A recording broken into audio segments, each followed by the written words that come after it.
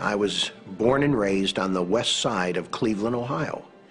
My father was a hard-working, union card-carrying, liberal Democrat carpenter.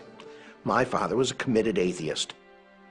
Dad never went to church for a funeral or for a wedding.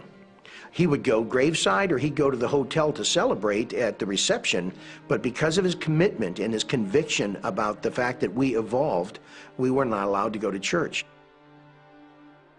One night, Dad didn't come home, and when they brought him home, he had been in a bar fight.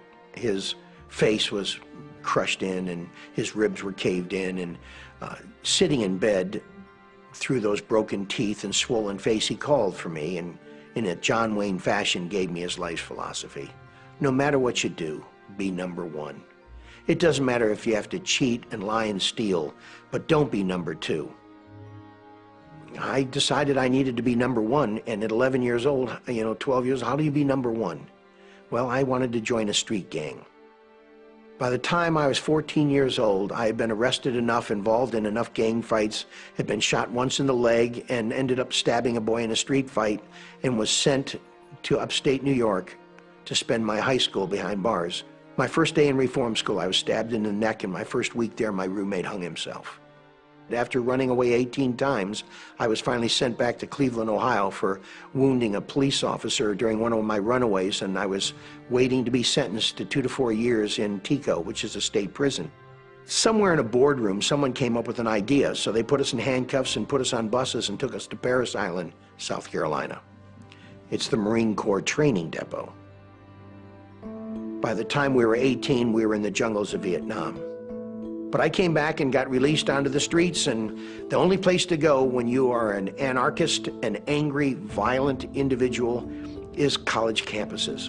So I bounced from college campus to college campus, and I bounced in and out of jail, 10 days here, 30 days here. I finally pickpocketed a doctor. Kansas City, used his credit cards cross-country, checked into a hotel at Lake Tahoe, got 4 months for fraudulent use of credit cards. I turned 21 in jail. When I was 14, my mother had said, "You're no good. You'll either be dead or you'll be in jail when you're 21, and I thought I reached my mom's expectations. Anyhow, I began to read the Tibetan Book of the Dead and other things, asked for solitary confinement, shaved my head, and started doing yoga. And I really sought to find an answer anywhere but the Bible.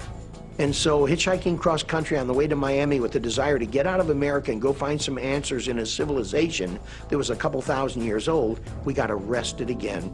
So when the others would sleep at night, I would roll the tobacco out, tear a page out of a book, and roll up cigarettes. So I got my hands on a Gideon Bible. Now, to me, it was just another book. Didn't know what it was at all.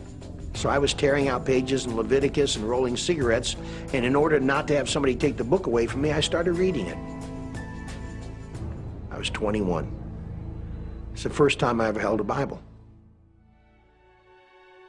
I started reading the Gospel of John. But reading the Gospel of John over and over again, several times a day for several days. On December 18th, 1972, at 7 o'clock at night, I finally surrendered. Something shifted inside me. There was a moment where I felt all of the weight of my decisions and my actions, and the weight of the guilt and the shame and the sin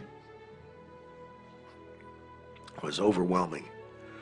But in the moment that I felt it, there was a freedom from it. And I experienced a wholeness I'd never felt before. It's funny, if you live most of your life in jail, to be forgiven when you don't deserve it. It has an effect. I haven't gotten over it. It was 39 years ago this December, and I am still overwhelmed that God loved me enough to forgive me. I know that someday I'm going to be in heaven, and I'm going to know the things I don't know right now. I'm going to know the Gideon who went to a hotel room and got that Bible that had aged out, and he took it to the jail cell and dropped it off. The fruit of that one Bible, I can't imagine when it's all done and we get to heaven how many there'll be, but there'll be hundreds of us that have come to Christ as a result of that one Bible, and God's touching my soul. And I'm going to take them all and I'm going to find that Gideon. And I can't wait to look in his eyes, because I'd like to wash his feet and tell him how beautiful they are to me. That his ministry rescued me and gave me a supernatural life.